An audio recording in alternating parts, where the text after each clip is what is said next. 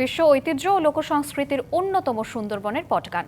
ইতিহাস ঐতিহ্যের রূপকথা পটগান শুধু বিনোদন নয়, এটি উপকূলীয় মানুষের জীবনগাথাও। যদিও কালের বিবর্তনে বিলুপ্তির পথে এই ঐতিহ্যবাহী রূপকথা, আগের মতো আর নেই পটগানের সেই জৌলুস ও দর্শকপ্রিয়তা।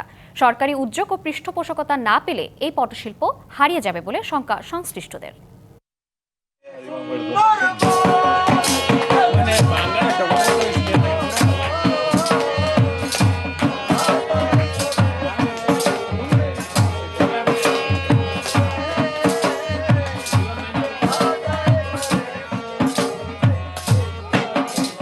পটগান বাংলাদেশের প্রায় হারিয়ে যাওয়া একটা লোকসংস্কৃতির মাধ্যম।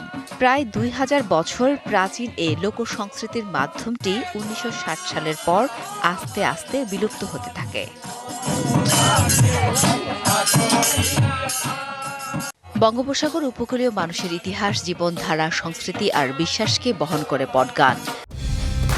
কালার এক্সপার্ট, জর্জ স্যাপ এবং মাইল্ড অন হ্যান্ডস টেকনোলজি সমৃদ্ধ অরিক্স ক্রিস্টাল ওয়াশ আপনার লন্ড্রি এক্সপার্ট, যা বিনোদনের পাশাপাশি চলমান ইতিহাসের দলিলও বটে। একসময় পটশিল্পীরা রং তুলিতে আঁকা পটচিত্র দর্শকদের সামনে তুলে ধরত, কিন্তু সেসব এখন কেবলই অতীত।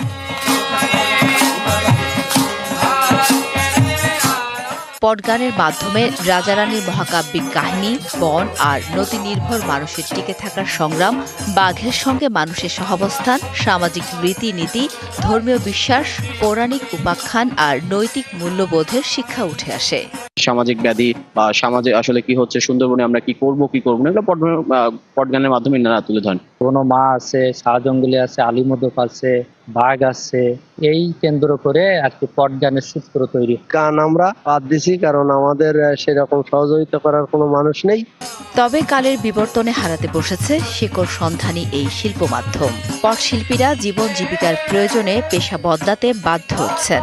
প্রয়োজন সরকারি উদ্যোগ আর পৃষ্ঠপোষকতা। পটগান ঠিকই গায়, কিন্তু সেই যে পটটা যে স্ক্রিনটা তৈরি না করে ওনারা হারমোনিয়াম তবলা নিয়ে শুধু গান গেয়ে আসেন। পট গানটা আমাদের এই অঞ্চলের একটি ঐতিহ্য। এটা ক্ষেত্রে টিকে রাখতে গেলে সরকারের সহযোগিতা ছাড়া এখন সম্ভব নয়। DBC news desk.